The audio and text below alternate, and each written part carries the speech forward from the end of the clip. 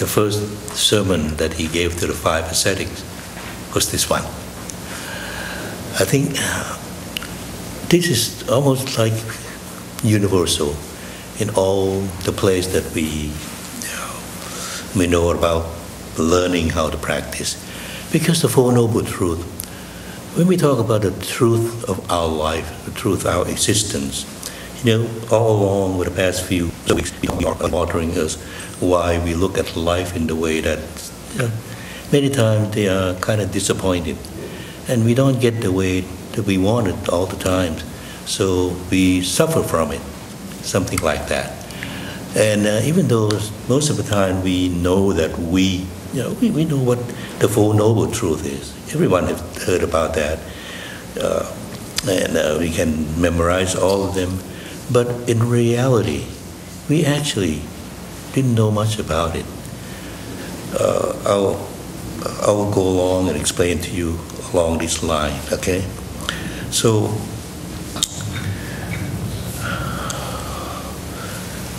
before we get into that, let's sort of clarify a few terms there, but Tantra Kun just asked me to relay to you. The term that we use in his discussion or his teaching concerning the truth of our life is called Chattari Ariya Satjani. Chattari is four. Ariya. Ari in the normal standard translation mean opponent. Okay, opponent. Opponent of what? Opponent of the evil. So one is opposing evil, away from the evil. That is noble one. Okay. So that's what Ariya means. Ari means to oppose, become the enemy of evil. That's what we become noble. Chattari, Ariya, Satjana. Satya is the truth. The word truth in the teaching of the Buddha Sasana, there are two languages that we must use in the right context.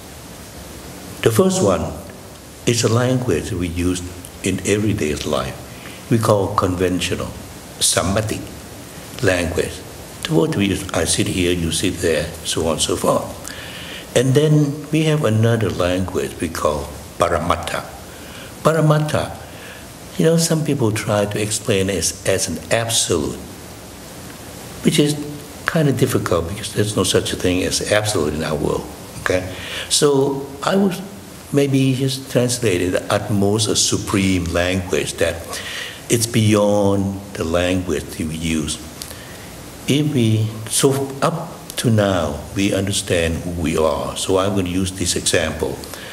When we use who am I? In the normal language, I'm a man. I call myself Jerry, sitting here. But in reality, in Paramattha, in the supreme or the absolute language, there's no I sitting here. It's just a compound of things. The form, the feeling, perception, mental process, and consciousness sitting here. All this combined. So where is this I? And we talked about it last time, a couple Saturdays ago, talked about 5 aggregates. So we are just a simple 5 aggregates. And these 5 aggregates, last week we talked about, constantly change in state of flux. Temporary. We are here only temporary. Every one of us here. We are here. Some is lucky enough, or maybe some may say it's not lucky to live to be 100 years old. Because you're going to be so, I don't know, I don't want to be that old, okay? But, some people feel that they want to live to be 100 years old, fine. But some may not live that long. May live only 1 or 2 days old, and they're gone. So everything is temporary, which include the form. Our feeling is only temporary. It changes all the time. Perception changes all the time. Our mental process changes all the time. Our consciousness, our awareness change every few seconds. So those things keep changing. That's what we call they are impermanent because it arises and it ends. It's gone, fade away. Okay, and then the new thing arises again. And that's what we learned in the past several weeks. And that is what sometimes causes this problem. The problem is that we cling to the thing that we feel that it is belong to this I. If it is mine, then I have a problem with that. If somebody dies, somebody has cancer, somebody got crushed in the truck, they got burned, they lose their loved one. Well, I don't know who care much about that because things like this happen in Africa, in Asia, everywhere in the whole world. Do we worry about that? Do we suffer about that? No, we don't. But as soon as something like that involve I, involve me, that's when it's a big deal about that. That's why this I is coming a major thing. Okay? So before we get to that further, let me tell about one day when the Buddha, this is during the Buddha time, he was in Kosambi, a small city near Benares. He picked up a handful of leaves and he showed to all the monks and said, look, you see the leaf in my hands here? Okay. Do you think they are greater? The amount of leaf in my hand is greater than the amount of leaf in the whole forest? The monk said, no, sir. The amount of leaf in the whole forest is much greater than the leaf in your hand. That's correct. This amount of leaf in the forest, that's the amount of knowledge that I know. But the amount of leaf I have in my hand, that's the knowledge that I teach you.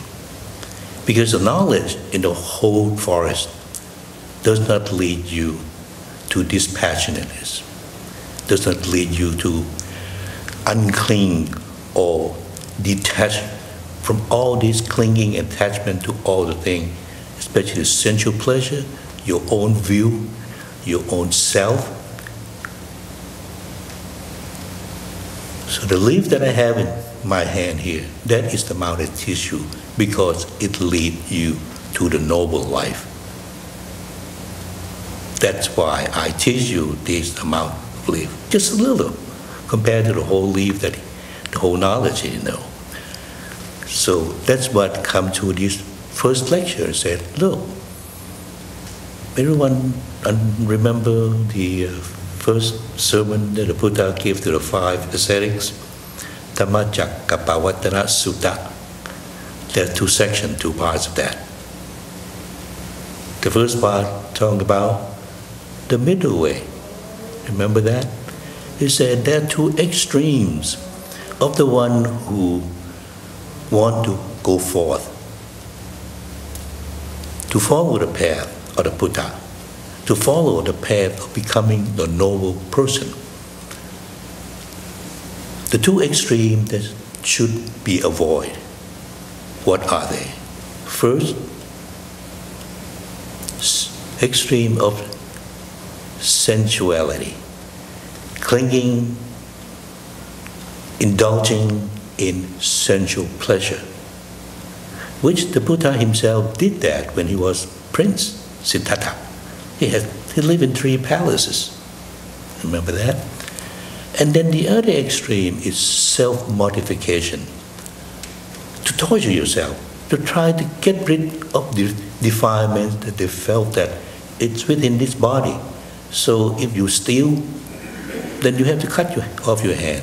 If your eyes is responsible for giving you lust, then why don't you blind yourself? Those kind of things that they did in the ancient time. Okay, so he said that is extreme. You should avoid those 2 extremes because it's low, it's unprofitable. What is the right path that you should know? Or the middle way that he talked about? Noble Eightfold Path. That is the noble way. That is the middle way. That is the right path. Okay, the 8 factors of the the path. So, before we get into that, let's start from the very beginning. What he said was that, the thing that he taught those monks, just a handful of those live. You must understand, you must realize 4 things. This truth, and this truth, it maybe is a conventional truth, but it will lead you to what we call absolute or supreme truth, okay? This truth, first start off, he said, there is dukkha. Okay.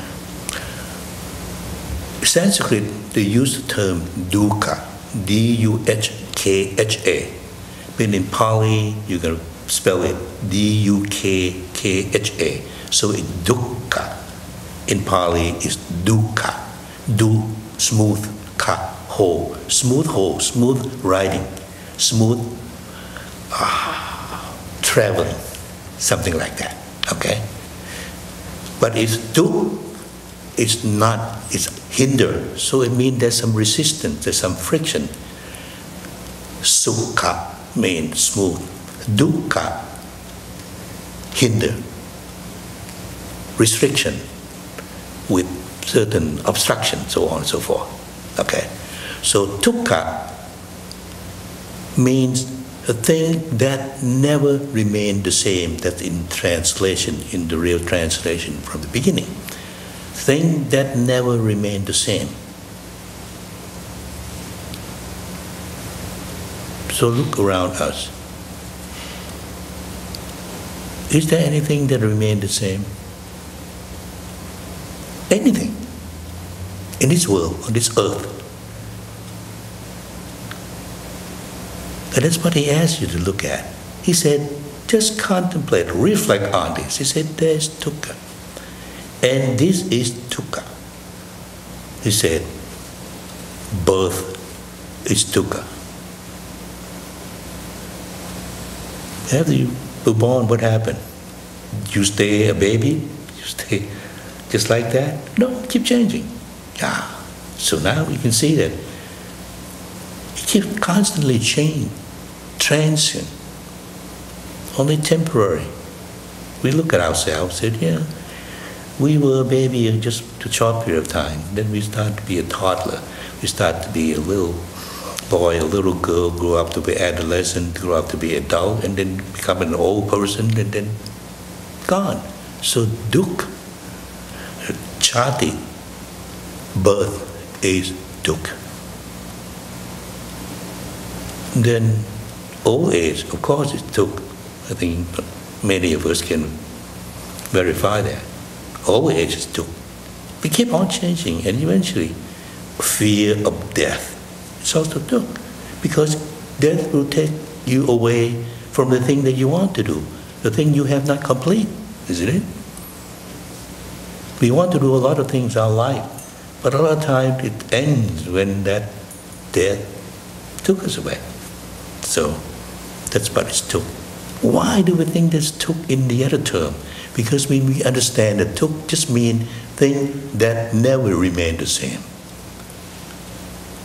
Because we don't want it to. So now, if we don't get what we want, what happened to us? We don't like it. We become stressful, uneasy, dissatisfied.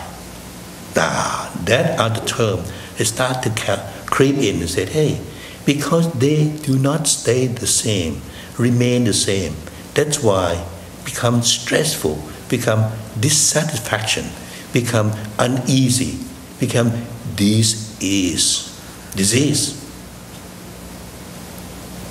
We start to see it that way. And actually, no one has to tell us that. If someone takes something that you love dearly, separation from your loved one, what happened? That is what stress and suffering is all about. So from one meaning, it transformed into just simply thing that never remained the same. It becomes stressful and suffering. And that's what we stuck with. So all this time, as soon as we hear the word dukkha, said, oh, that's suffering. Fine, you want to do that, but you have to know the original meaning. It means a thing that never remained the same. So as soon as you hear this, thing that never remained the same, what does it mean? It means that if things start to arise, what's going to happen to it? It will be gone. It will end. And that's why all this condition, now, we'll get to that term, condition process in a minute, okay? When there is a conditioning process that arises, this is building, is conditioning process. It begins with conditioned by the intention of someone to build this, and then it is conditioned by all this brick, or this cement, or this metal, or this glass, all this thing, being conditioned by that, put them together, become this building. Exactly the same, that's what we are. We are the process of conditioning. We are being conditioned to be a person that will be called like this. So everything around us are being conditioned. That's why we call that conditioned process. Okay, so once we have this conditioned process, it means that it begins. And what happened? As soon as it begins, it doesn't remain the same, is it? So keep changing. And then eventually break down, dissolve, disappear, and gone. Just like that. And that is what took in this term. We are so stressful from our birth, old age, death, separation from the loved one, associated with the unloved, not getting what we want. That is stress. Now, whether you take that and said, hey, that's me, it's up to you. Okay, this is a catch. Because some people do not feel stress. Because they don't think that it belongs to me. This is the way they are. It's part of nature. The Arahant, the noble disciple, they don't think they belong to them. That's why they can see that this is not mine. I cannot change it. I cannot hold on to it. It will keep on and on changing, and eventually it will be gone. Both mind and body. And if you train yourself until you see, until you realize that, that's when suffering will be done with. See?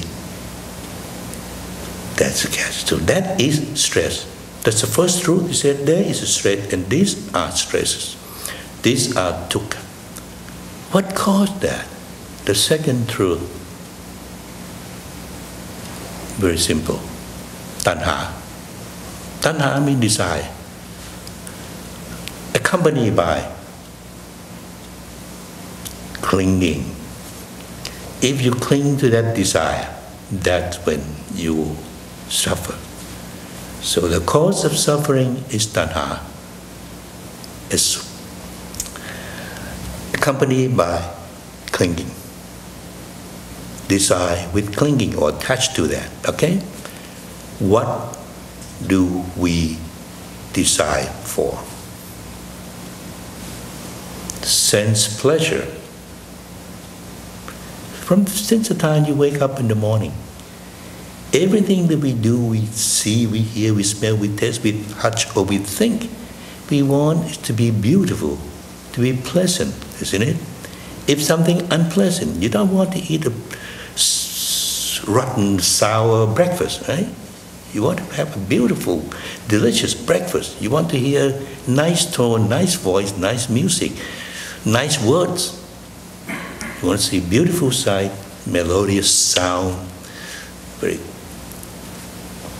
fragrant smell, delicious taste.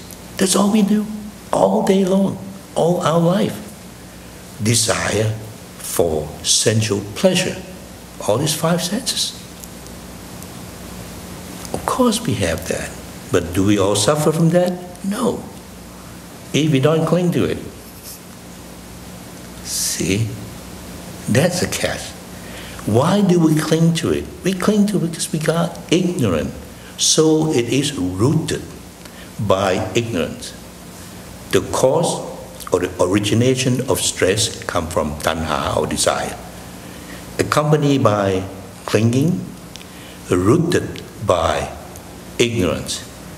Ignorance of what? Ignorance of not knowing that those things constantly change. It is impermanent. It never remains the same. If you cling to that, whatever you cling, you love to dearly, it'll be gone. So what happened? You suffer. And that is the catch right there. Desire, accompanied by clinging, rooted by ignorance. Ignorance of not knowing it. They are changing. They don't belong to anyone. They go on the way they are. Okay, so that is the cause or the origination of stress. Not only decide to have sensual pleasure, but decide to be, to become. I want to be the boss. I want to be rich. I want to be happy. I want to be praised. I want to be honored. Don't we have that? All of us. I want to be loved. I want to become something.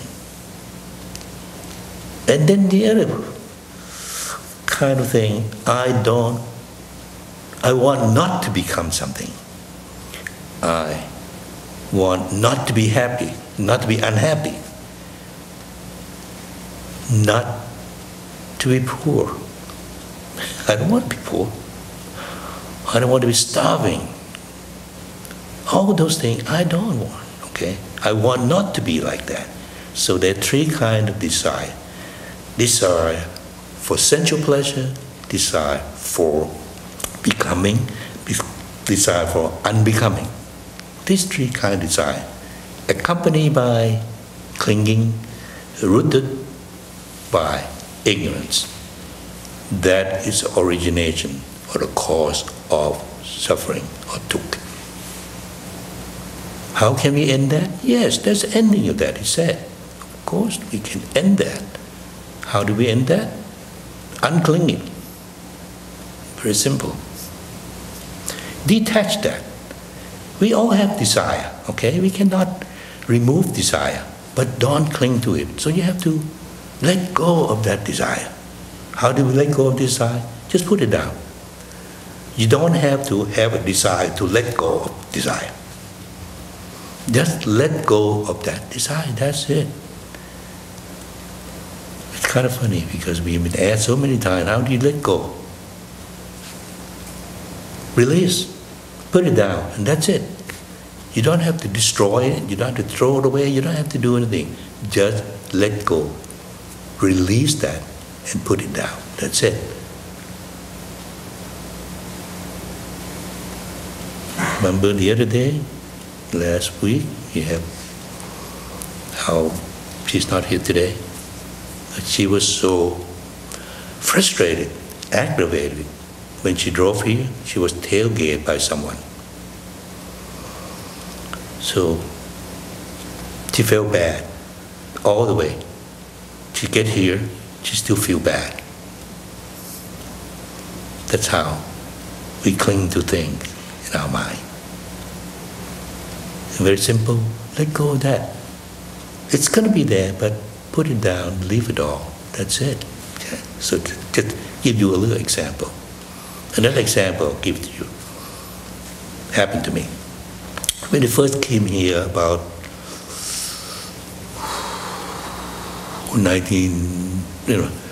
2002, it was the end of 2001, 2002, somewhere around there.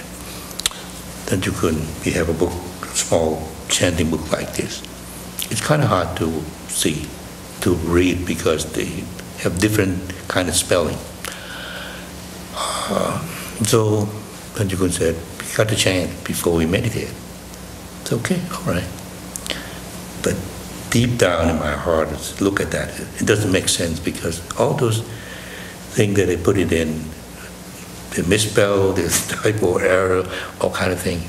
I said, I don't want to chant this. So I was opposing that, okay, from the very beginning. And I did that for 6 months. Till Tanjukun said, why don't you change, do a new one? So I started to type up new things, translate, and do everything just like universal way of thing to do, just like everybody else did that. When I look back, I did it to myself.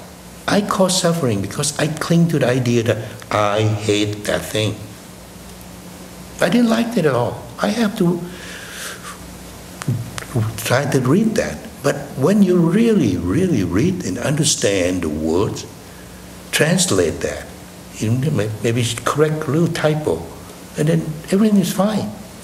It's not a big deal, okay? But I cling to that feeling that I didn't like it at all. Don't we have that kind of thing happen in our life? And that's what suffering is all about. Because we cling to something, I don't want to be like that, okay? So, but you cling to that, okay? That is what. So just let go of that. As soon as I said, this is not a big deal. I just changed a few things. Now, every time I chant, my mind just get right into it, and this is where I am, who I am. That's my example, okay? So that is the end of our suffering. By let go, letting it go, okay? And how do we do that? That's the fourth. He said, very simple, just follow the Eightfold Path, the middle way. Everyone remember the Eightfold Path? Start with what? Samma Ditthi, right understanding, right view of what? Right view. Right view of knowing what dukkha means, what dukkha is all about. Of course, we know the thing can constantly change. But let me remind you, okay? I don't think you do that. I don't think you know. Because as soon as something happened, if my dad gonna die because he's so sick, my heart went out. I feel so bad. Do you understand that we're gonna go, we're gonna die? Of course we know. Of course we know we're gonna get sick. But as soon as either you get sick, someone said, yeah, you got a cancer. Yeah, I have 3 people. My old classmate live in our same community right now, in the same place right now. We just took care of 2 of them. Bad cancer. One is the breast, one is the lung, the other one is a thyroid cancer. You're going to be operated on next week, at my age, around my age. And even though they say that, I understand it happened, but they feel so bad. So if you know what they are, why do you feel bad or feel good about it? See? And that is the key. See, if you understand, if you realize all this, I know it's going to happen. I know this is what it is. So you don't feel, okay, that's where they are. This is very, very, very, very important thing, okay? Because it's kind of strange in the way you said, you know you're going to die. But as soon as someone put the gun in your head and said, I'm going to have to kill you. So you get so frightened, isn't it? So what does it mean? And that's what you need to look at when you are meditating. That's what you try. Have to train yourself. Look, this is the right understanding or not. I understand that my life gonna end one day. But when it come to the end of the road, you got so frightened. Why is that? And you keep telling yourself, yeah, I know that. I know I'm gonna die. I know I'm gonna get sick. I know I'm gonna get old. As soon as you come to that point, you fall apart.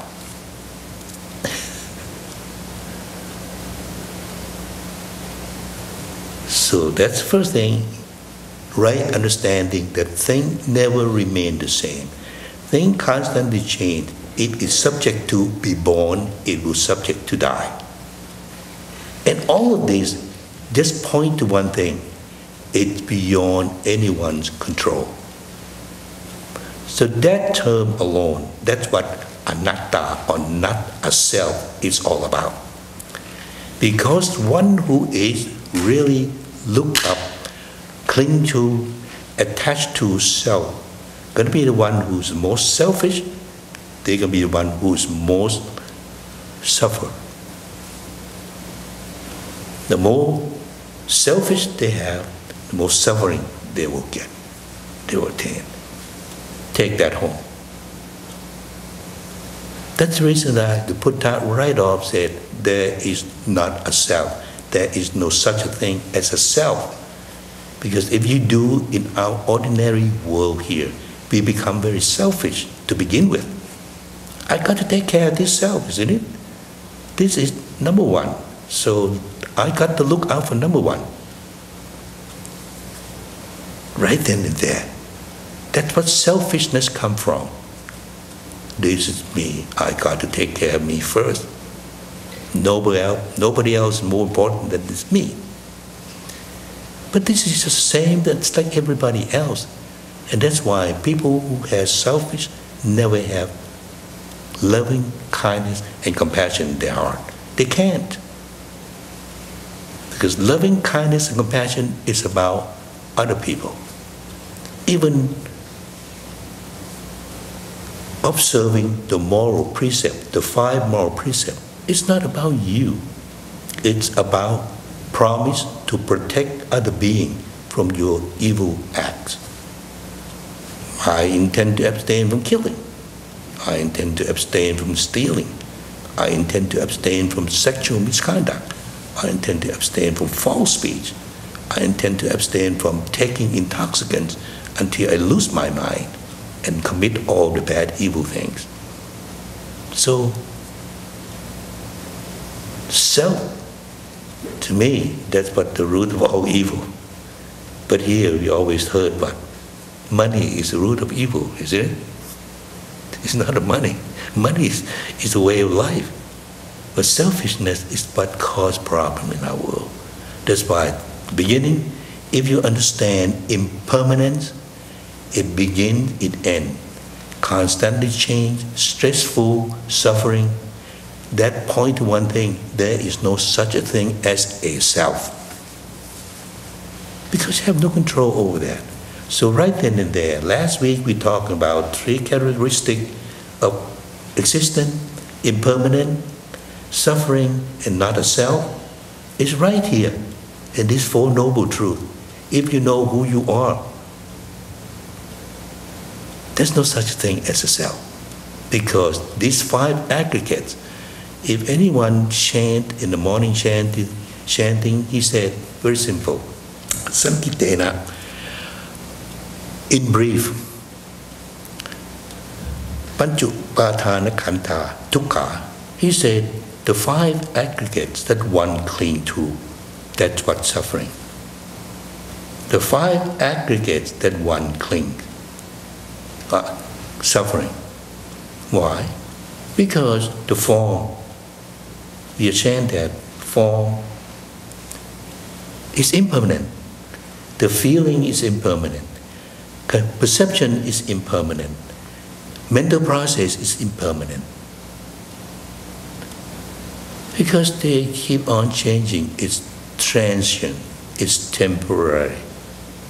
And you cannot stop them. You have no control over them.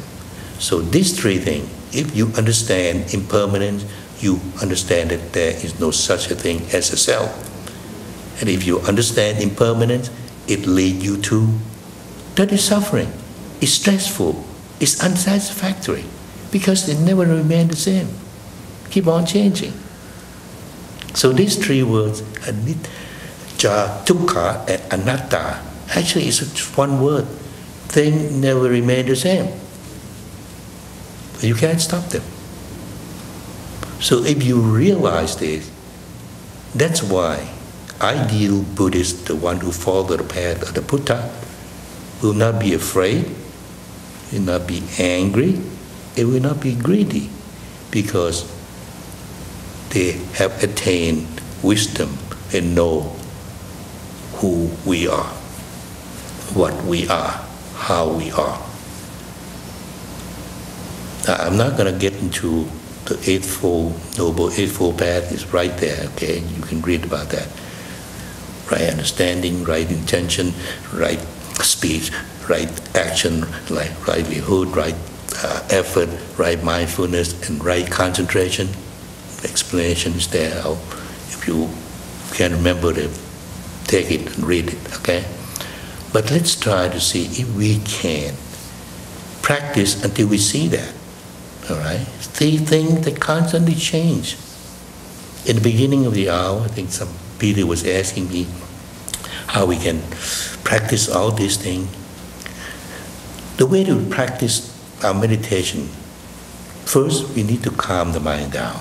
And when the mind starts to calm down, we need to make it almost like a concentration. But there are two kinds of concentration, okay? So concentration here is it's called samadhi, all right? So you have, first kind of samadhi is you concentrate on only the object. If we use the breath, you concentrate on the breath. So every time that you breathe in, breathe out, your mind stay with the breath, okay? When you are completely satisfied that your mind does not stray, but if you can, then there's the method of helping you. You can do the slow counting, the quick counting, remember that? Okay? You count 1 in, 1 out, 2 in, 2 out, 3 in, 3 out, or 1, 2, 3, 4, 5 in, 1, 2, 3, 4, 5 out, 1, 2, 3, 4, 5, 6 in, 7, 8, 9, 10. You increase that until your mind stay with the breath. And then you can, what we call anupantana. Stop counting, because if your mind stay pretty well, follow the breath. Start from the beginning. Where does the in-breath begin? Right here at the tip of your nose. It go all the way in the back of your nose, turn down to your throat, to your trachea, to your lung, push down your diaphragm, do your abdomen start to rise. So that's in-breath start here, it ends here by abdomen rising. And the out-breath start with your abdomen falling and the breath out. Okay? In and out, falling, rising and falling. That is called anupantana, or stalking the breath. The third method that helped you is that you were asking me about sometimes you don't feel it. I was suggesting you use the analogy of the swing. If you feel that you are on the swing, okay, get up and down with your breath. It will help you to feel that you are going, you stay with the breath, okay? Pretty soon become kind of a distracting and tiring. So you use your mind, stay at one spot. Just like you jump off the swing and look at the swing. But you don't go get on with the swing. Now it will be different because you are not concentrate on the object, but you concentrate on the characteristic of the object. Okay? It's not the object that you concentrate on, but you concentrate on the characteristic of the object. It means that you go get out there and look, oh, this is a high swing, this is a long breath, this is a short breath, this is very coarse, very loud breathing, and this is very soft, very gentle. And as soon as you start to notice the soft breathing, gentle, refined breathing, and the mind seems to be very satisfied, very fulfilled. That's when you take an opportunity to refine your breath, make your breath even more soft, more gentle, more refined. That's when you're going to put you to sleep. Okay? That's why I remind Peter, well, don't allow you to get that far, because you're going to get into what we call pavanka, deep sleep, and you don't know anything. By the time you wake up, 2 hours have passed. So be sure that you keep your mindfulness on the breath enough to feel the faint breath at the tip of your nose.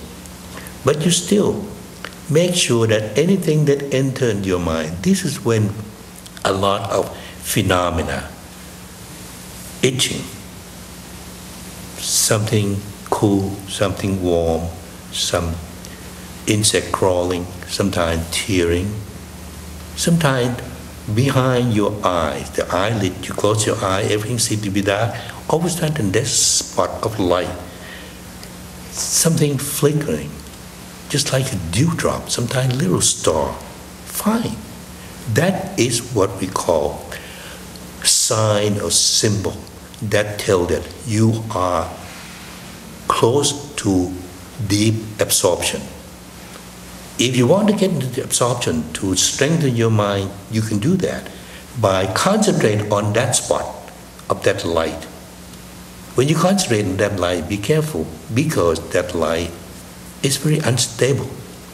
Okay? It might disappear. Fine. If you look at it's disappeared, that's good. You know what? That's the way they are, isn't it? It arises, it's gone. Arise and gone. But if you keep your mind still enough, calm enough, it will appear, reappear again. Sooner or later, you'll be able to control your mind. That is your first goal. I can keep my mind here.